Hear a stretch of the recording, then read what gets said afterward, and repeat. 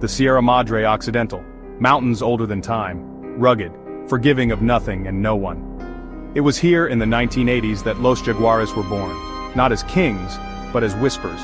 They were farmers' sons mostly, poor, desperate.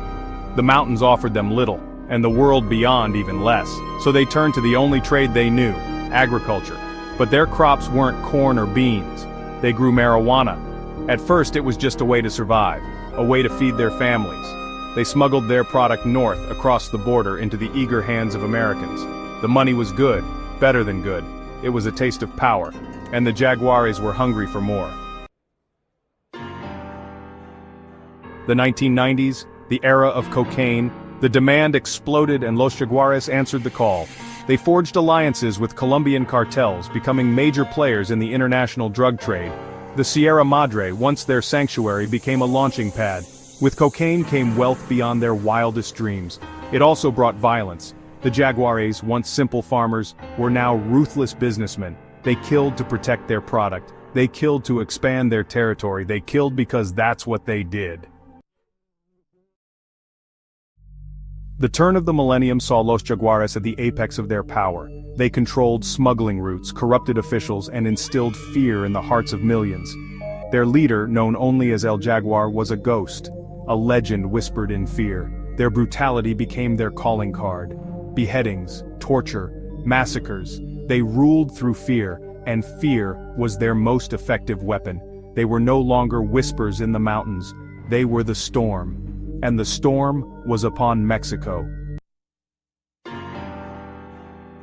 The Jaguar's wealth became obscene. El Jaguar, the once poor farmer's son, adorned himself with diamonds the size of dove's eggs. His soldiers carried gold-plated AK-47s. Their extravagance was a beacon, drawing unwanted attention. Newspapers ran stories of their lavish parties. Politicians, their pockets lined with Jaguar money, looked the other way. But the whispers started, whispers of envy, whispers of betrayal. The seeds of their destruction were sown in their own decadence. By 2010, cracks appeared in the Jaguares' facade. The cartel's ruthless expansion had sown discontent. Old alliances frayed. Ambition, once a tool, became a weapon turned inwards. El Jaguar, growing increasingly paranoid, withdrew into his fortress. He surrounded himself with loyalists, but trust was a currency in short supply. The whispers grew louder. The cartel, once a unified force of nature, began to fracture.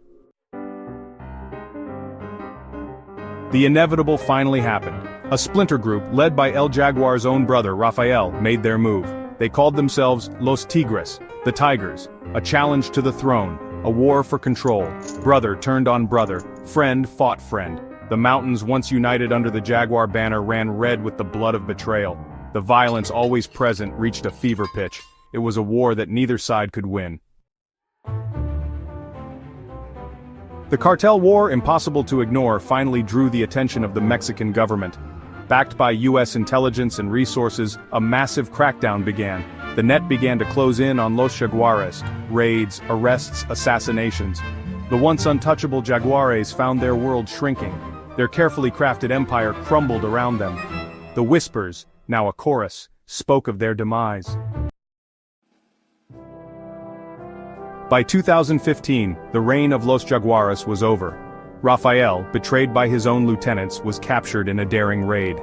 He sits in a maximum security prison, a shell of his former self.